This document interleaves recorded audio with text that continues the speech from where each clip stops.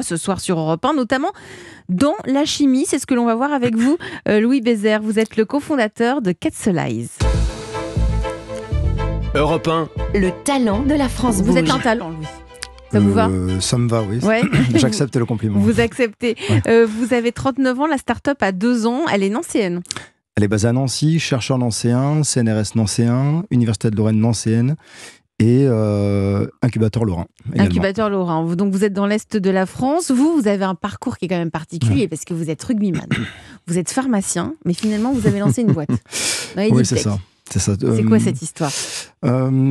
Pharmacie un peu par défaut. On n'avait pas Parcoursup à l'époque, donc j'ai vu la lumière, j'étais rentré. Quand même, Quand même, c'est rentrée, c'est bac Rentré plus dans un combien en doctorat, pharmacie ? Bac plus 6. Bac plus 6, Ouais, vous ouais. êtes resté. La lumière était forte. La lumière était forte, je suis resté. Et j'ai eu l'opportunité de faire une petite carrière professionnelle dans le rugby, un peu sur le tard, mais qui a eu du coup une saveur particulière. J'ai joué pendant 5 ans à Valence Romande Rugby, que je salue. Ils sont en Pro D2 aujourd'hui. Je suis fier d'avoir été le capitaine de cette équipe et de ce club.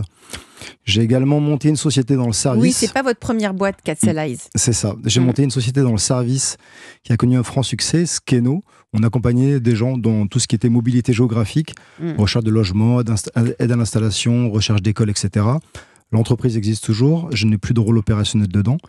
Et peut-être un peu ce qu'on a appelé, c'est un peu le Boring syndrome, un peu d'ennui. C'est jeune quand même d'avoir le Boring syndrome à moins de 35 ans. Oui, mais l'entreprise était structurée et on avait dans tous les cas un certain palier de verre, un palier qui était compliqué de franchir, de dépasser.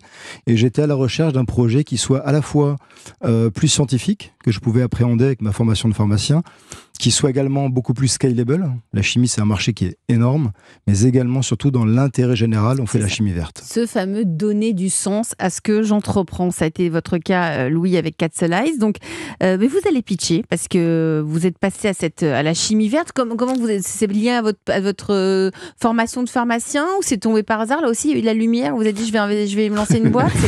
Je cherchais une technologie innovante et le réseau des SAT, Société d'accélération pour le transfert des technologies, valorise la recherche publique française. Donc un ami vous parle de ces sociétés, ces SAT, S-A-T, d'accélération pour le transfert de technologies, ça vous intéresse et vous portez candidat pour lancer une boîte. C'est ça. J'avais screené plusieurs technologies et c'était celle qui correspondait le plus à ce que je cherchais. Et je vous laisse pitcher maintenant Capsulize, c'est à vous et ensuite on va vous poser plein de questions. Vous êtes prêts ? Oui, bien sûr. Allez, c'est à vous, on vous écoute. 1 minute. Mais moi je vais commencer plutôt par une question.